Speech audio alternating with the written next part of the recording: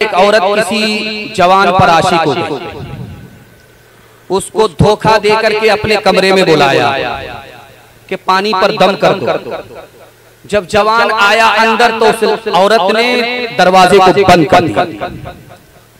कहा कि मैंने पानी पर दम करने के लिए तुमको नहीं बुलाया, जिना करने के लिए बुलाया। जब तक जिना नहीं करोगे दरवाजा खुल नहीं सकता, तुम्हारी जान भी नहीं बचेगी, ईमान भी नहीं बचेगा। हाथ जोड़ करके जवान खड़ा हो गया कि जिना बहुत बड़ा गुनाह हमसे नहीं होगा। औरत चालाक थी, उसने कहा कि मेरा ये मासूम बच्चा है, इसको कत्ल करना पड़ेगा। जवान हाथ जोड़ करके खड़ा हो गया कि जिना से बढ़ करके भी मासूम की जान लेना है, ये हमसे नहीं हो सकता। औरत चालाक थी, सेंटर पॉइंट पर आ गई। उसने कहा जब तुम मुझसे जिना नहीं करना चाहते हो, मेरे बच्चे को कत्ल नहीं करना चाहते हो, तो एक गिलास दारू मेरे हाथ से पी लो, ये सबसे छोटा गुनाह। दरवाजा खुलेगा, तुम दरवाजे से बाहर हो जाओगे, तुम्हारा ईमान भी बच जाएगा, तुम्हारी जान भी बच जाएगी। जवान को समझ में आया जिना से छोटा गुनाह दारू है, कत्ल से छोटा गुनाह दारू है। जैसे ही उसने गिलास चढ़ाया, उसका नशा सर पर आया। जब नशा सर पर आया तो वो इंसान से जानवर बन गया, उसकी भले बुरे की तमीज खत्म हो गई। उसने पहली फुर्सत में लड़की से जिना किया, बच्चे को कत्ल किया। एक शराब आई, एक गुनाह बाकी नहीं रहा। हाथ जोड़ करके आपसे कहता हूं, आप दारू से बच जाइए, अल्लाह पूरे खानदान को बचा लेगा। जवानी में पकड़ा है, बुढ़ापे में छोड़ देंगे, हाथ उठा दीजिए इंशाअल्लाह।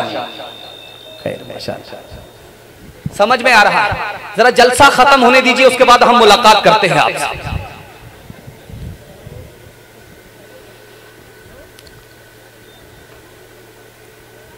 एक ईसाई था, दारू पीता था।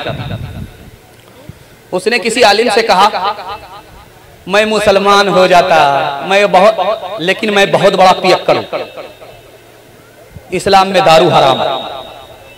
तो वो आलिम बहुत समझदार था, उसका नाम था ज़हाक बिन मुज़ाहिम, दुआ कीजिए अल्लाह उनकी कब्र को नूर से भरे। उन्होंने कहा अरे तू परेशान क्यों होता है, कलमा पढ़कर मुसलमान हो जा और दायां बायां दारू पीते रहे। बड़ा खुश, एक तीर दो शिकार, कलमा पढ़ करके मुसलमान हो गया। उसके बाद जैसे ही उसने दारू की तरफ हाथ बढ़ाया, इन्होंने कमर से कोड़ा निकाला, 80 कोड़े मारे, फंस गया। अब कहने लगा सर पर हाथ रख करके बेकार मुसलमान हो गया, इससे तो अच्छा ईसाई था, दारू पीता। तो इरादा हुआ कि इस्लाम छोड़ देते हैं, फिर ईसाई बन जाते हैं। उन्होंने कमर से तलवार निकाला के 2 टुकड़े कर दूंगा। तो कहता है माशाअल्लाह, सुभान अल्लाह, अल्हम्दुलिल्लाह, मेरा बाप कब्र में चला गया, दारू छोड़ा नहीं सका।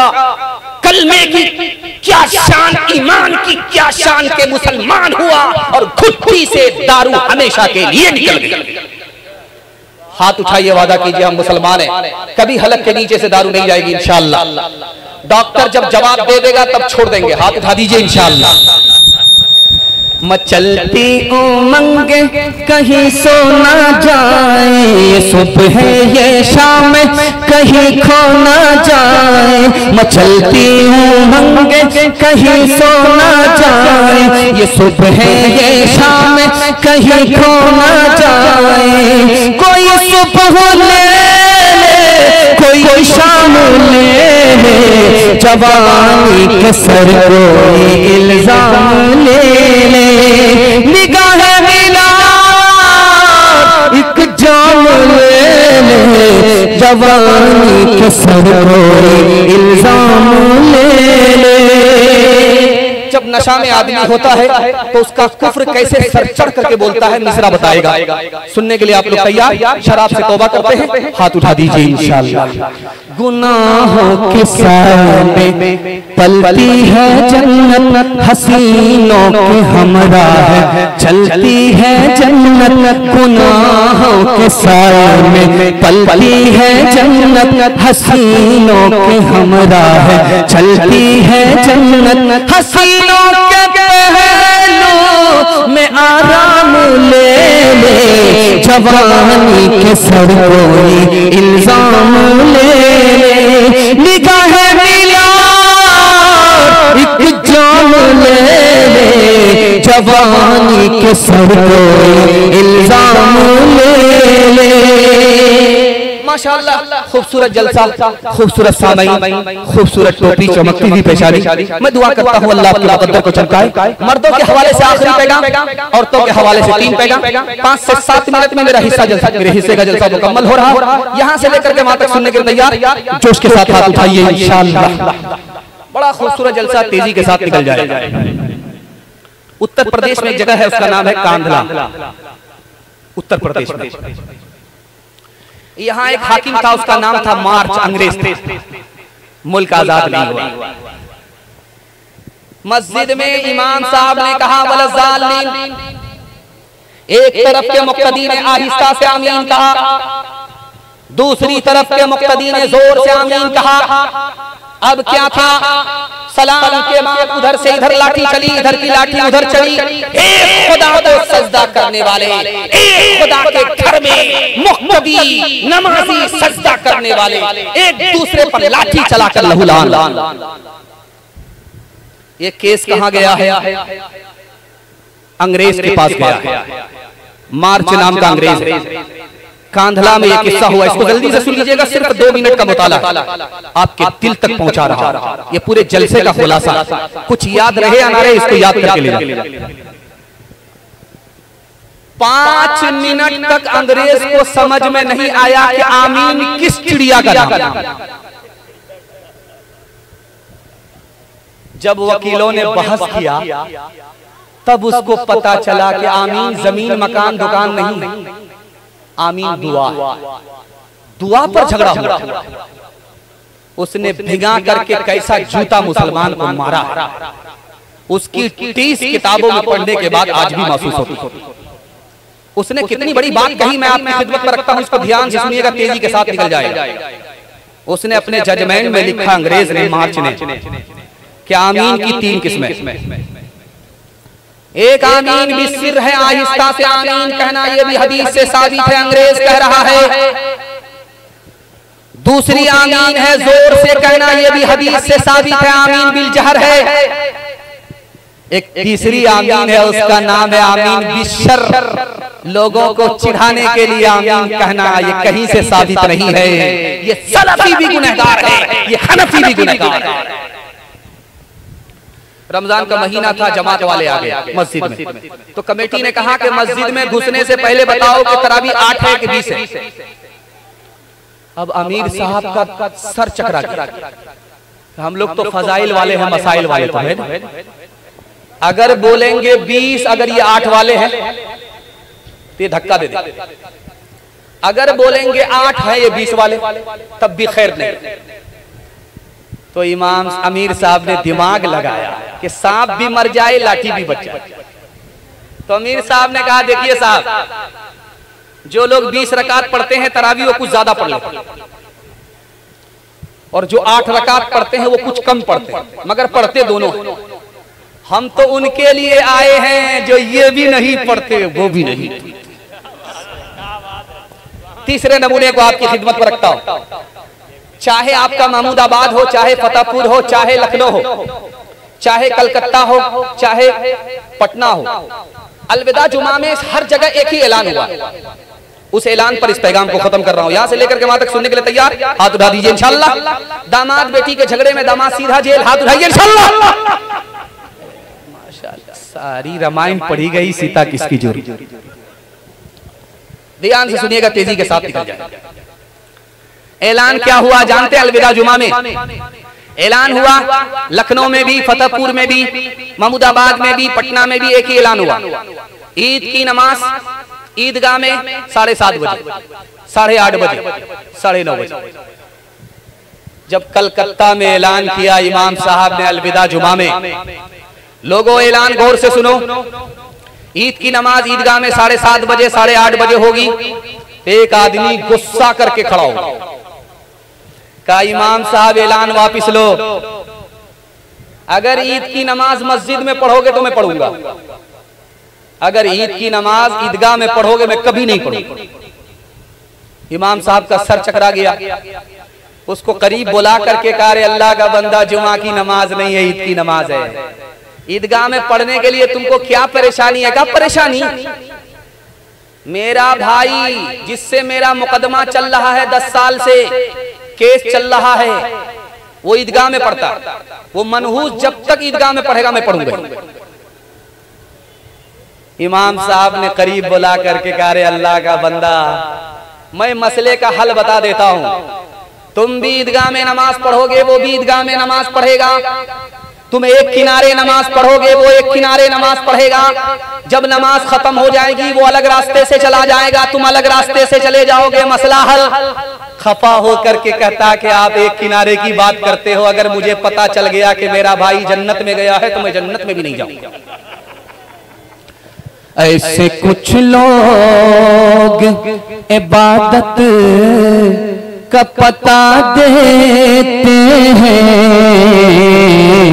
जैसे हर काट को पंछी को सजा देते हैं, जैसे हर काट को फासले हद से भी ज्यादा नहीं होते, लेकिन फासले हद से भी ज्यादा नहीं होते, लेकिन इख्तलाफात को कुछ लोग हवा देते हैं, इख्तलाफात को। हिंदू मुसलमान भाईचारा के हवाले से आखिरी पैगाम यहां से लेकर के वहां तक सुनने के लिए तैयार? हाथ उठा दीजिए इंशाअल्लाह। अंदर से दुश्मन, बाहर से दोस्त, हाथ उठा दीजिए इंशाअल्लाह। माशाअल्लाह, खैर दूसरे जलसे ही में समझ में आएगा। निजामुद्दीन आपने देखा है दिल्ली में, एक है मरकज निजामुद्दीन, एक है मकबरा निजामुद्दीन। दोनों को आपने देखा होगा बिल्कुल 40-50 कदम के फासले पर। ख्वाजा निजामुद्दीन साहब के पास रहमतुल्लाह अलैह के पास एक आदमी आया, हुजूर ये हदिया है, कैंची ले लो, कैंची। तो हाथ जोड़ करके कहा, कैंची मत दो, मुझको सुई दो, सुई ले लूंगा 1 रुपए की, 100 रुपए की कैंची नहीं लूंगा। उस आदमी ने हाथ जोड़ करके कहा, हुजूर हदिया है, ये भी हदिया, वो भी हदिया। तो कितना प्यारा जवाब दिया है, कितना प्यारा पैगाम दिया है। आप हिंदू मुसलमान भाईचारा के हवाले से आप सुन रहे हैं। ख्वाजा साहब ने कहा कि कैंची का काम है काटने का, कैंची का काम है तोड़ने का, सुई का काम है जोड़ने का। मैं इतनी दूर से अल्लाह की तरफ से दिल्ली भेजा गया हूं, जोड़ने के लिए, तोड़ने के लिए नहीं भेजा गया। महात्मा गांधी जी हिंदू मुसलमान दोनों से खिताब कर रहे हैं। मुसलमान से कहा कि मैंने मुसलमान से मीम को निकाला, हिंदुओं से कहा कि मैंने हिंदू से हा को निकाला। जब हा को मीम से मिलाया हम हो गया, मुसलमान से मीम को निकाला, हिंदू से हा को निकाला, हा को जब मीम से मिलाया तो हम हो गया। हम दोनों हिंदुस्तानी हैं, जब दोनों का मुल्क एक है, वतन एक है, तो झगड़ा कैसा? ये बगल में उत्तर प्रदेश में एक जगह है, उसका नाम है संत कबीर नगर, सूफी संत कबीर दास के नाम से। कबीर दास ने हिंदू मुसलमान को पैगाम दिया कि हिंदू को खड़ा करके कहीं भी, किसी कहीं के भी हिंदू को खड़ा करके पूछो ये दुनिया जाने वाली है, बोलेगा हाँ। कहीं के मुसलमान को खड़ा करके पूछो ये दुनिया जाने वाली है, वो बोलेगा हाँ जाने वाली। तो हिंदू मुसलमान से कबीर दास ने अमन का पैगाम देते हुए कहा, जो चीज जाने वाली होती है उस पर झगड़ा नहीं होता। हिंदुस्तान जाने वाला, दुनिया जाने वाली, फिर हिंदू मुसलमान का एक ही मुल्क पर झगड़ा कैसा? का भागा कछु घिर न रहाई, देखत नैन चला जग जाई। का भागा कछु घिर न रहाई, देखत नैन चला जग जाई। एक लक पूत सवालक नाटी, तारावन घर दिया न बाटी। लंका सी कोठी समुद्र सिखाई, तारावन की खबर न पाई। कहत कबीरा अंत की बारी, हाथ झाड़ जैसे चले जुआरी। कहत कबीरा अंत की बारी, हाथ झाड़ जैसे चले जुआरी। मर्दों का पैगाम खत्म हो गया, औरतों के हवाले से पैगाम है, पर्दे के हवाले से। आप लोग यहां से लेकर के वहां तक सुनने के लिए तैयार? बहन से ज्यादा साली पर मेहरबान हाथ उठा दीजिए इंशाअल्लाह। खैर माशाअल्लाह। अभी देखिए वोटर लिस्ट में नाम नहीं है और हाथ बड़े जोश के साथ उठाया। मर्दों का मजमा था। अल्लाह के रसूल ने सारे मर्दों से एक सवाल किया, ये बताओ कि औरत की कौन सी चीज कीमती है? मर्दों से पूछा, किसी मर्द के पास जवाब नहीं था। हजरत उमर खड़े हुए, या रसूल अल्लाह इजाजत दीजिए, मैं अपनी बीवी से पूछ करके आता हूं कि औरत की कौन सी चीज ज्यादा कीमती है। गए, पूछ करके आए, मजमे में बताया, अल्लाह के रसूल खुश हो गए, दुआ दिया। कहा हजरत उमर की बीवी ने, औरत की सबसे ज्यादा कीमती चीज अगर कोई है तो आबरू है। आबरू है तो औरत है, आबरू गई तो औरत की कोई कीमत नहीं है। मर्दों के खिताब में अल्लाह के रसूल ने मर्दों से सवाल पूछा, ये बताओ कि औरत के लिए सबसे बेहतर क्या है? किसी मर्द के पास जवाब नहीं था। हजरत अली खड़े हुए, या रसूल अल्लाह मेरी बीवी फातिमा है, आपकी लख्ते जिगर है, बेटी है। इस सवाल का जवाब फातिमा के पास है, मैं मालूम करके आता हूं। अली गए, मालूम करके आए और बताया। फातिमा ने कहा कि औरत के लिए सबसे बेहतर ये है वो किसी अजनबी मर्द को ताक झांक ना करे। कायनात में, दुनिया में इससे बेहतर ईमान के बाद कोई औरत नहीं है। शादी के 4 महीने के बाद औरत को बच्चा हुआ तो शौहर से कहा कि इसका क्या नाम रखा जाए। तो शौहर बोला, क्या नाम? इसका नाम रखो तेज रफ्तार। 9 महीने का सफर 4 महीने में तय हो गया। इसको वंदे भारत शताब्दी राजधानी के अलावा क्या कहोगे? हाथ उठाइए, वादा कीजिए अपने घर की औरत की आबरू और ईमान की हम खुद हिफाजत करेंगे। हाथ उठाइए इंशाअल्लाह। खुली फिरती है जो आजाद, वो खतरे में रहती है। हिफाजत से हमारी मुर्गियां डरबे में रहती है। बुजुर्गों की शराफत का भरम रखने में रहती है। हमेशा खानदानियों रते पर्दे में रहती है। खुला एक आसमां दे इनको उड़ने के लिए मौला, तमन्नाओं की चिड़िया ख्वाब के पिंजरे में रहती हैं। औरत की तालीम और ये पैगाम आपकी खिदमत में बिल्कुल 5 मिनट का मेरे हिस्से का जलसा मुकम्मल बचा हुआ है। आपने बड़ी जिंदगी के साथ जलसे को सुना है। मुझे उम्मीद है कि मुशायरे को आप उसी जिंदगी के साथ सुनेंगे। अल्लाह जलसा मुशायरा दोनों को कबूल फरमाए। उधर औरतों का मजमा है, इधर मर्दों का मजमा है। आपको जिंदगी भर ये मुताला काम आएगा। मैं दुआ करता हूं अल्लाह मेरे इल्म में इजाफा फरमाए, आपके इल्म में इजाफा फरमाए, मेरे मुताला को ताजा फरमाए। औरत को 3 वजह से पढ़ाना फर्ज है।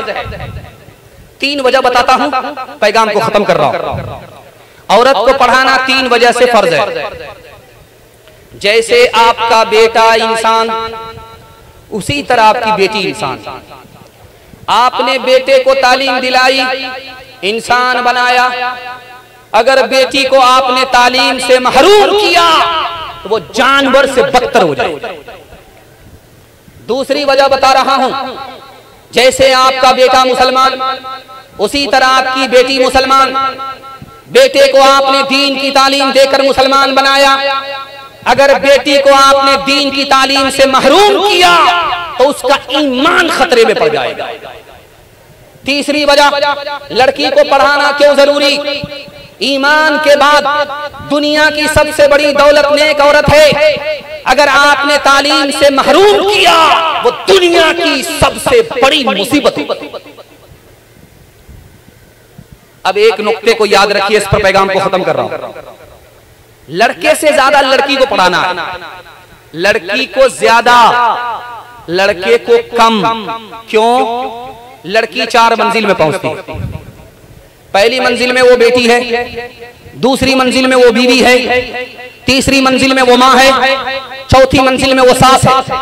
जब आपने बेटे से ज्यादा बेटी को तालीम दिलाया, 1 नंबर बेटी आगे चलकर 1 नंबर बीवी बनेगी, 1 नंबर बेटी आगे चलकर 1 नंबर माँ बनेगी, 1 नंबर बेटी आगे चलकर 1 नंबर सास बनेगी। मर्द पढ़ा तन्हा मर्द पढ़ा, औरत पढ़ी सारा खानदान पढ़ा। एक मिसाल पैगाम खत्म कर रहा। स्कूल में टीचर की बहाली चल रही, 5 लड़की मुसलमान इंटरव्यू देने के लिए आई। 5 सवाल पूछे गए, किसी सवाल का जवाब नहीं दिया। एक सवाल का जवाब दिया कलम तोड़ तसल्ली बख्श। वो सवाल क्या था? पैर के नीचे से जमीन निकल जाए। पहला सवाल पूछा बिस्मिल्लाहिर्रहमानिर्रहीम का तर्जुमा बताओ, किसी मुसलमान लड़की ने नहीं बताया। दूसरा सवाल पूछा इस्लाम के 5 रुकन क्या हैं, किसी लड़की को मालूम नहीं था। तीसरा सवाल पूछा कि तस्बीह में 100 दाने क्यों होते हैं, किसी के पास जवाब नहीं था। चौथा सवाल पूछा नबी के वालिद और नबी की वालिदा का नाम बताओ, इन्ना लिल्लाह, इसका भी जवाब नहीं। अब आखिरी सवाल पूछा है, सबने कलम तोड़ जवाब दिया।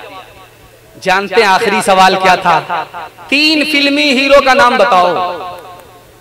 कलम तोड़ जवाब दिया है, तसल्ली बख्श जवाब दिया है।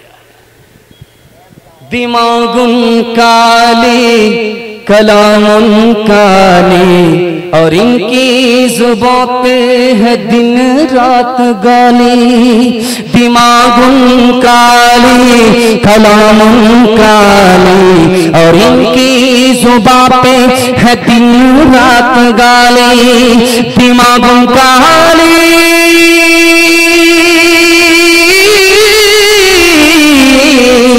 दिमागुन काली कलामुन काली और इनकी जुबां पे है दिन रात गाली। पसंद को दानाई की बात करना और मरगूब इनको है बकवास करना। मैं जल्दी से लाइन काटता हूं, सामने ही बैठी हुई इतनी बद्दुआ मिलेगी कि सफर भी मुश्किल हो जाएगा। आखिरी पैगाम माँ बाप की खिदमत के हवाले से सुना देता हूँ। जहमत तमाम माँ बाप की खिदमत करेंगे, हाथ उठाइए इंशाअल्लाह।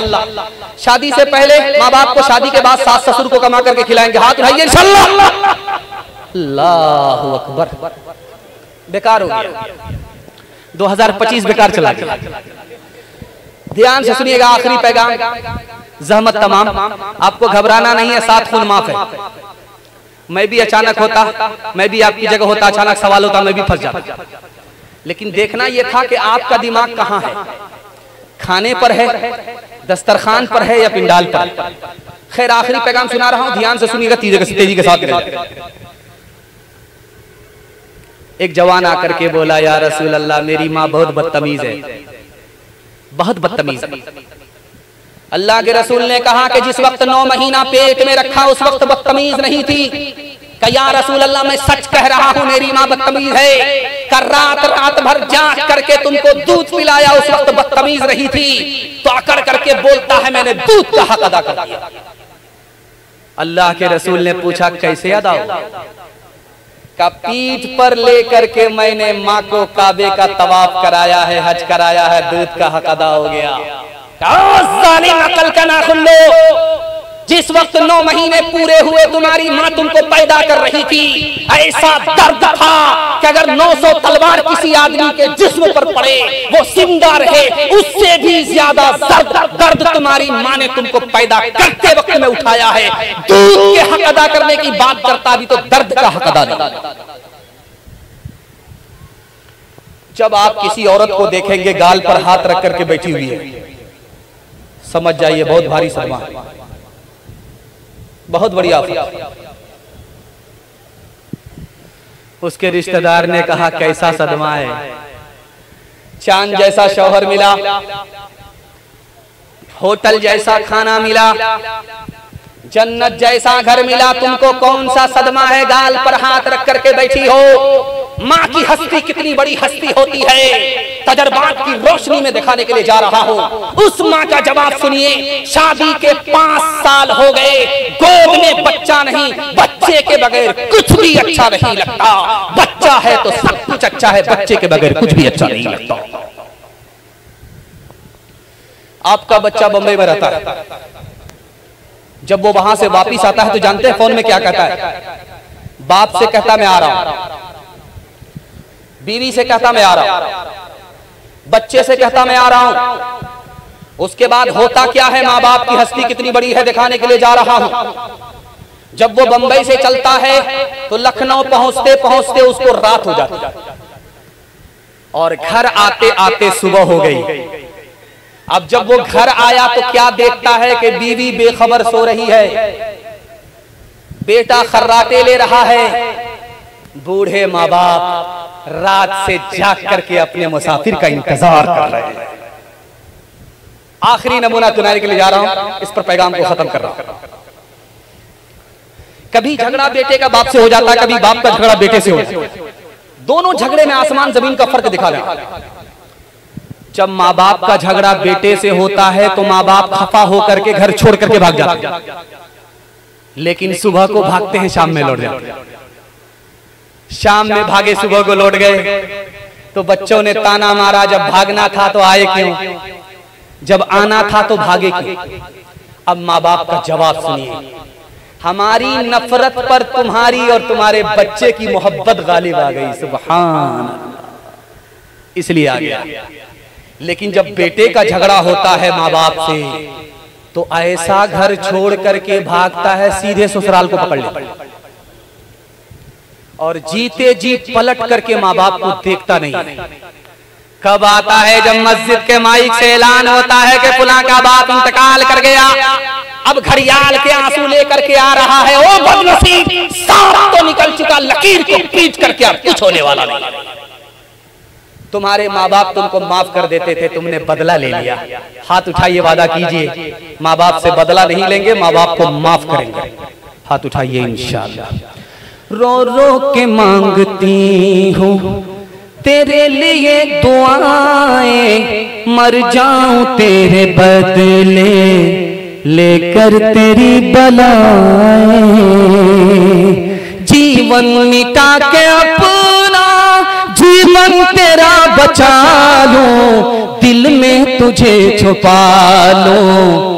ओ मेरे लाला जा, तेरे लिए हूँ पागल, आखिर को माँ हूँ तेरी। जग में रहे तू जिंदा, उजड़े न गोद मेरी। एक बार अपने हाथों दूल्हा तुझे बना लूं, दिल में तुझे छुपा लूं। ओ मेरे लाला जा।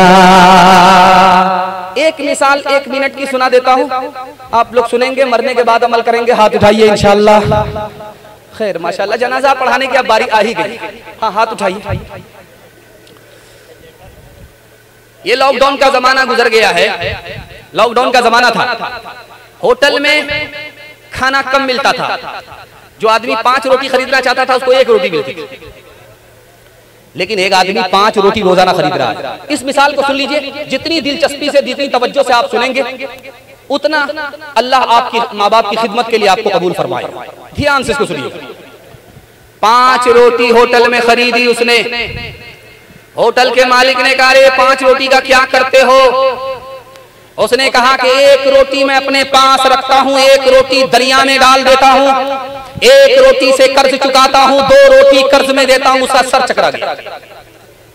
बोला भाई साहब हम पैसा नहीं लेंगे, फ्री में रोटी दे दे, मतलब समझा दो। उसने कहा एक रोटी मैं अपने पास रखता हूं, खुद खाता हूं, एक रोटी से कर्ज चुकाता हूं, बाप मर चुका है, मां जिंदा है, अपनी मां को रोटी खिलाता हूं, मां ने बचपन में खिला खिला करके जवान किया, उसने एहसान कर दिया, उसका एहसान लौटाता हूं। कोई मां का लाल इस जलसा में ये दावा नहीं करता मैं अपने माँ बाप को खिलाता हूं, माँ बाप का खा चुका है, वही एहसान वापिस कर रहा है। कहा 2 रोटी कर्ज में देते हो क्या मतलब? कहा छोटे छोटे बच्चों को खिलाता, जब मैं बूढ़ा हो जाऊंगा तो ये मेरे बुढ़ापे का सहारा। अब वो आदमी हाथ जोड़ करके बोला भाई साहब ये तो समझ गया, लेकिन तुमने कहा कि एक रोटी दरिया में डालता हूं, इसका क्या मतलब? वो बोला ये राज की बात है, अंदर की बात है, अंदर रहने दो। अरे अल्लाह का बंदा हम कौन सा जा रहे हैं लखनऊ में ऐलान करने के लिए? अरे बता दो कि रोटी दरिया में कहां डालता।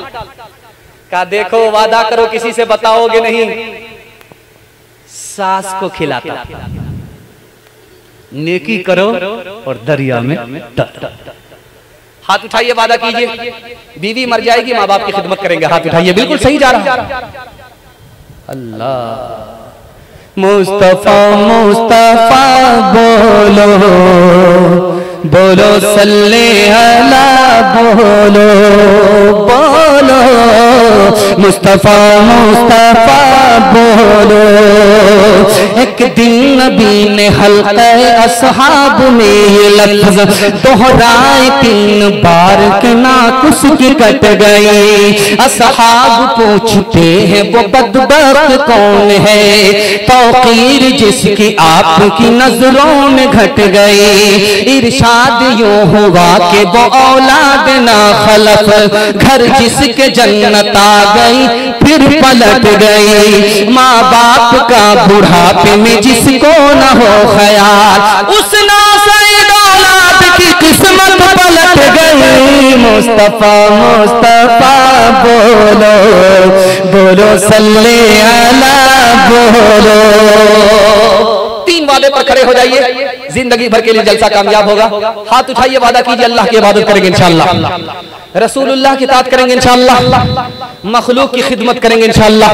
न किताबों से, नमाजों से, नजर से पैदा दीन होता है, बुजुर्गों की नजर से पैदा। नहीं सिखाई इन्होंने दीन रहकर शेख के घर में, पले कॉलेज के चक्कर में, हमारे साहब के दफ्तर में, फिर केक के चक्कर में तो रोटी भी गई, बड़ी शेख की ताक में थे तो छोटी भी गई, न मानी बात वाइस की, फिर पतलून के चक्कर में तो लगोटी भी गई। वाखिरु दावाना अनिल हम्दुलिल्लाहि रब्बिल आलमीन।